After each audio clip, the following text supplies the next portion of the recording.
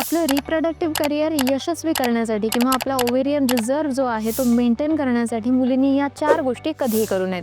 Number 1, smoking. स्मोकिंगमुळे तुमचा स्त्रीबीजाचा साठा कमी होतो, स्त्रीबीजामध्ये जेनेटिक ॲबनॉर्मॅलिटीज येतात आणि मेनोपॉज लवकर येऊ शकतो. त्यामुळे मुलींनी स्मोकिंग कधीही करू नये.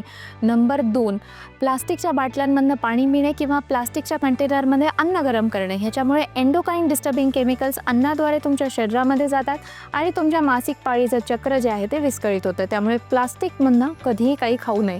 नंबर 3, असुरक्षित यौन संबंध.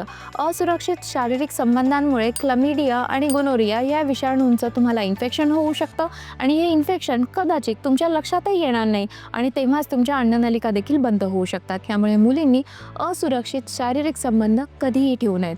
आणि नंबर 4, कुपोषित राहणे. केवळ कमी वजनाच्या मुलीच कुपोषित असतात असं नाही आहे, तर अतिलठ्ठ मुली देखील न्यूट्रिएंट डेफिशियंट असू शकतात. त्याच्यामुळे आपण काय खातोय आणि आपण जे खातो आहोत त्याच्यामधनं आपल्याला आवश्यक ती पोषक मूल्य मिळत आहेत का नाही हे बघणं अतिशय आवश्यक आहे. थँक्यू.